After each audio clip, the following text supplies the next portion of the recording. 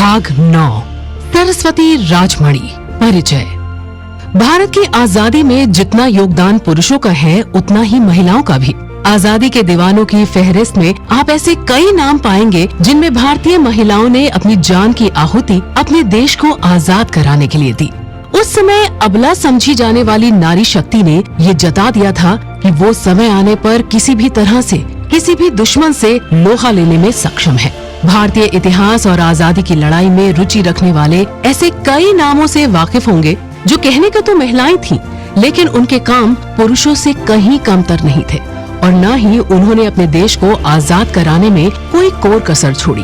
अंग्रेजों के जुल्मों सितम के आगे कभी न हारने वाली भारतीय नारी ने कभी तलवार उठा ली तो कभी खुद कुएं में कूदकर आग में झुलसकर खुद को मौत के हवाले करना मंजूर समझा, लेकिन पराधीनता स्वीकार नहीं की। अंग्रेजों का सबसे प्रसिद्ध पैंतरा था मुखबरी या जासूसी, जिसके जरिए वह भारतीय दलों में होने वाली गतिविधियों के बारे में जानते थे। समय आया जब आजादी की लड़ाई लड़ने वाले तमाम लोग अंग्रेजों की इस चाल को समझ गए थे और उन्होंने भी अंग्रेजी किले में सेंध लगाने के लिए जासूसों की फौज तैयार की। इन्हीं जासूसों की फौज में एक नाम बेहद सम्मान से लिया जाता है, सरस्वती राजमणि। जी हाँ, आश्चर्य मत कीजिए कि जासूसों की फहरिस्त में महिला का नाम, वो भी उस समय जब भारत अपनी आजादी की लड़ाई लड़ रहा था। वही महिलाएं अपने अस्तित्व की भी लड़ाई लड़ रही थीं उस वक्त। भारतीय महिला जासूस सरस्वती राजमणि वो नाम है जिसने जासूसी की दुनिया में एक अलग ही कीर्तिमान स्थापित किया और भारत की आजादी में अपना अहम योगदान भी दिया। आज हम अपनी खास पेशकश में आपको मिलवाने जा रहे हैं आजादी की लड़ाई में आजाद हिंद फौज के साथ जासूसी के जरिए अपनी सेवा देने वाली सरस्वती राजमणि से। तो कहानी कुछ इस प्रकार है। ये वक्त आजादी के पहले का था, जब देश अंग्रेजों का गुलाम था और सभी देशभक्त भारत माता की आजादी के लिए लड़ रहे थे। आजाद हिंद फौज के प्रणेता नेताजी सुभाष चंद्र बोस इन दिनों बर्मा यानी आज के म्यांमार के रंगून शहर में आजादी की मशाल जलाने के लिए पहुंच चुके थे। गांधी जी के बाद एक लंबा अरसा गुजर चुका था जब कोई भारतीय नेता रंगून की धरती पर आजादी के नारे लगा रहा था। नेताजी इस दौरान रंगून में आजादी की लड़ाई हेतु धन इकट्ठा कर रहे थे। इसी दौरान रंगून में सोने की खान का एक भारतीय व्यापारी और बर्मा का सबसे अमीर भारतीय में गिना जाने वाला एक व्यक्ति नेताजी के पास आया। नेताजी उस समय अपने भाषणों से लोगों को सच्चे स्वतंत्रता की कीमत समझा रहे थे। व्यापारी के साथ उनकी 16 वर्षीय बेटी राजमणि भी वहाँ मौजूद थी। नेताजी के भाषणों का राजमणि के बाल मन पर बहुत बड़ा प्रभाव पड़ा।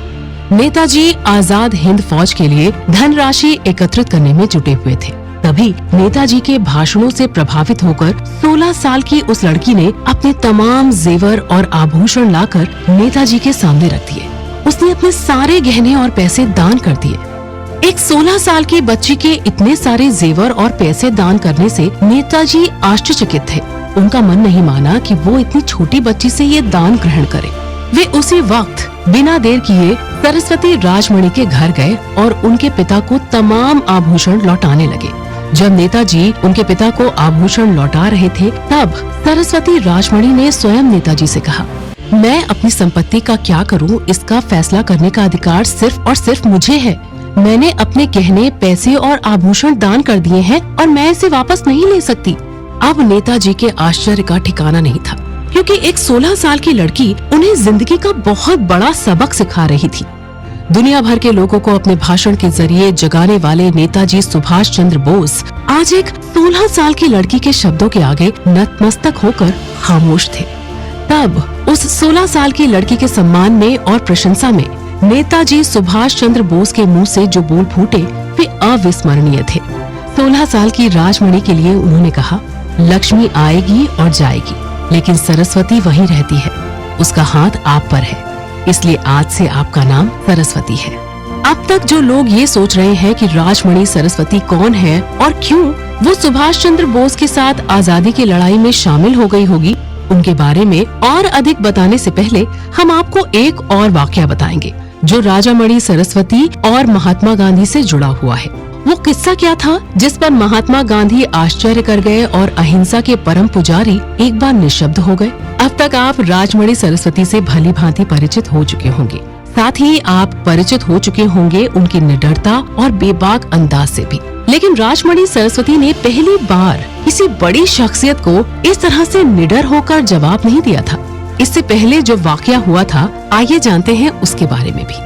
16 साल की ये निडर और बहादुर लड़की वही लड़की है जिसने 10 साल की उम्र में भारत के आजादी के मुख्य प्रणेता और अहिंसा के पुजारी महात्मा गांधी को भी कुछ इस तरह का ही जवाब दिया था।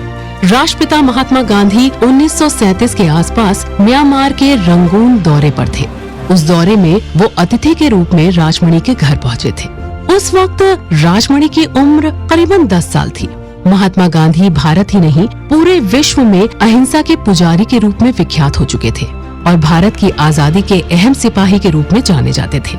ऐसे में उनकी शख्सियत को देखते हुए राजमणि का पूरा घर खाली करवाया गया और महात्मा गांधी के ठहरने के लिए उचित से उचित इंतजाम किए गए।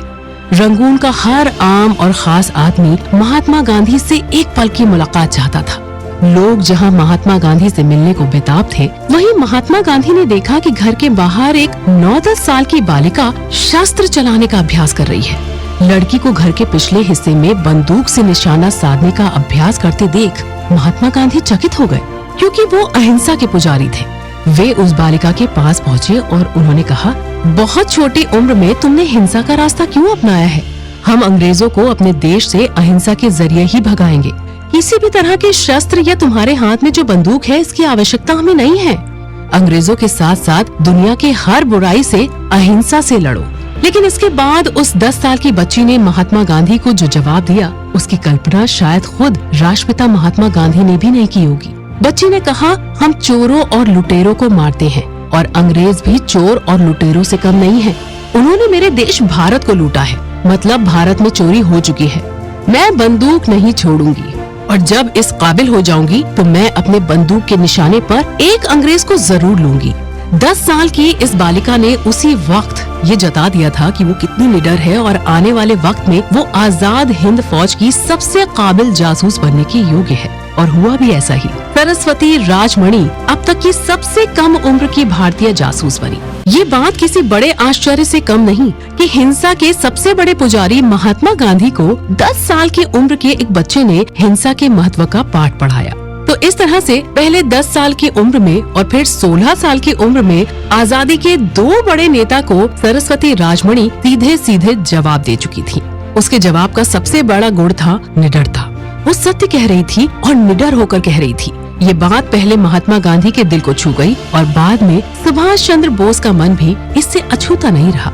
आगे हम आपको सरस्वती राजमणि के निजी जीवन और आजादी की लड़ाई में शामिल होने की कहानी बताएंगे। अब तक आप लोगों को सरस्वती राजमणि के बारे में अपने मन में उठ रहे कई सवालों का जवाब मिल गया होगा। आगे हम आपको बताएंगे कि कैसे जासूस के किरदार में राजमणि सरस्वती ने आजाद हिंद फौज की सेवा की।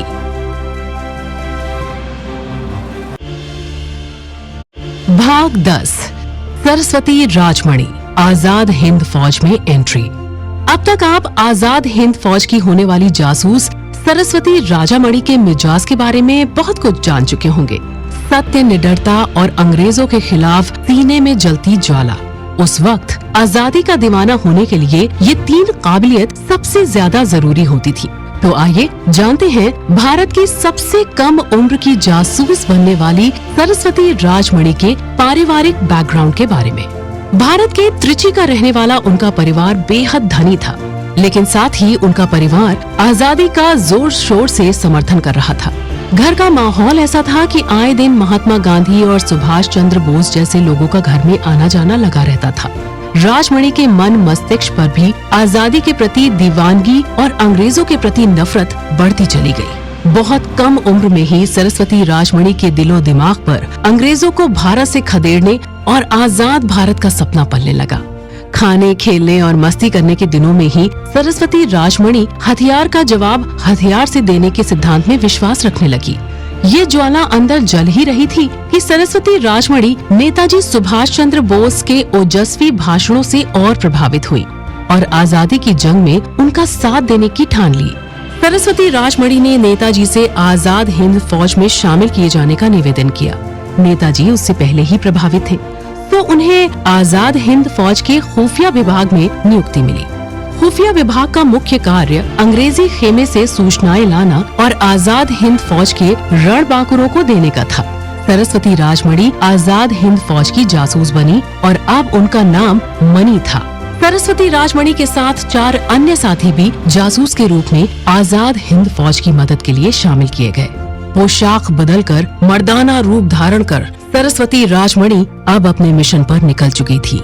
सरस्वती राजमणि 16 साल की आयु में एक लड़के के रूप में एक ब्रिटिश अधिकारी के घर में काम करने लगी। इस अधिकारी के यहाँ काम करते हुए वो अपने जासूसी किरदार को निभा रही थी। आजाद हिंद सेना को सेना की गतिविधियों के बारे में गुप्त रूप से संदेश और जानकारी देने का काम लगातार जारी था। इसी दौरान उनकी एक दोस्त जो कि जासूस थी पकड़ी गई और अंग्रेजी सिपाहियों ने उन्हें कैद कर लिया। अंग्रेजों के खेमे से अपने साथी को छुड़ाने के लिए सरस्वती राजमणि ने पहली बार कोई बड़ा जोखिम भरा काम किया। सरस्वती राजमणि ने अपने साथी को जेल से छुड़ाकर भागने में सफलता पाई।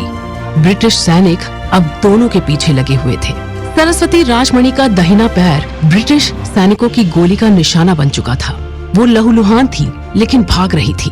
जान बचाने के लिए दोनों एक पेड़ पर चढ़ते हैं और ब्रिटिश सैनिकों की खोज खत्म होने तक अगले 3 दिन दोनों पेड़ पर ही बैठे रहे। पेड़ पर न दाना पानी की व्यवस्था थी और न ही कोई और आराम। साथ में गोली लगने से लहूलुहान पैर का दर्द और असहनीय होता जा रहा था। लेकिन फिर भी राजमणि खुश थी कि वो अंग्रेजों के चंगुल से अपने दोस्त को छुड़ा लाई। तो इस तरह सरस्वती राजमणि आजाद हिंद फौज की जासूस बन गई। अंग्रेजों के बीच रहकर उनके राज पता करती और भारतीय सेना की मदद करती थी। द्वितीय विश्व युद्ध के दौरान कुछ ऐसे हालात बन गए कि सरस्वती राजमणि का परिवार अपना सारा कारोबार छोड़कर मद्रास यानी चेन्नई आ गया। हालात बिल्कुल विपरीत थे क्योंकि गढ़गंज के धनवान सेठ के आलीशान घर में रहने वाली और नाजों से पली सरस्वती राजमणि अब एक छोटे से कमरे में अपना जीवन गुजारने को मजबूर हो गई थी। और ये सिलसिला 1-2 नहीं, पूरे 7 दशक तक चला। करीब 70 साल गुजर चुके थे। दुनिया बदल चुकी थी। देश आजाद भी हो चुका था। लेकिन देश की स्वतंत्रता में अहम किरदार निभाने वाली रणबांकुरी महान जासूस सरस्वती राजमणि की ओर देश ने ध्यान नहीं दिया। आजाद भारत को जब एक बार फिर उनकी याद आई, तब तक वो एक कमरे में 70 साल बिता चुकी थी। बटुकेश्वर दत्त, दुर्गा भाभी और चापेकर परिवारों की महिलाओं के साथ साथ चंद्रशेखर आजाद की मां श्री जगरानी देवी जैसी कई महान हस्तियों की तरह सरस्वती राजमणि के बलिदान पर भी धूल डाल दी गई। आखिरकार तमिलनाडु सरकार ने उनके लिए घर की व्यवस्था की, लेकिन शायद वो आज भी इस चीज की मोहताज नहीं थी। देश प्रेम की भावना के साथ वहाँ तक जीती रही और जमाने भर के फटे पुराने कपड़े सिलकर गरीबों को दान देने का उनका सिलसिला अंत तक जारी रहा। 2006 की सुनामी के मद्देनजर राहत कार्य के लिए उन्होंने सरकारी पेंशन तक दान कर दी थी। 13 जनवरी 2018 को आजाद हिंद फौज की महान, निडर, सत्यवादी जासूस सरस्वती राजमणि इस दुनिया को अलविदा कह गयी। उन्होंने अंतिम सांस ली। आजादी के लिए तमाम तरह के दुख सहे, गोलियां खाई, कारावास काटा, लेकिन स्वतंत्र भारत के अपने सपने को साकार किया। चाहती तो ऐशो आराम की जिंदगी जी सकती थी। घर में सब कुछ था, धन, दौलत, शोहरत, किसी बात की कमी नहीं थी। लेकिन मन में जब आजादी की लौ जलने लगी और देशभक्ति हिलौरे मारने लगी, तो सरस्वती राजमणि ने सब कुछ छोड़कर इनकलाब को चुन लिया। आज पूरे भारत को उन पर गर्व है। अपने महिला होने को उन्होंने अपने काम पर कभी भी हावी नहीं होने दिया। सुभाष चंद्र बोस और महात्मा गांधी जैसे महान लोगों के बीच रहीं और अपना प्रभाव छोड़ने में कामयाब रहीं। सच कहते हैं, ऐसी ही महान विभूतियों के कारण हमारा देश महान है। भारत की उस सच्ची वीरांगना सरस्वती राजमणि को हम भी नमन करते हैं और इसी के साथ आपसे एक और वादा करते हैं कि अपनी अगली पेशकश में ऐसे ही किसी दिल छूने वाली कहानी के साथ हम फिर हाजिर होंगे।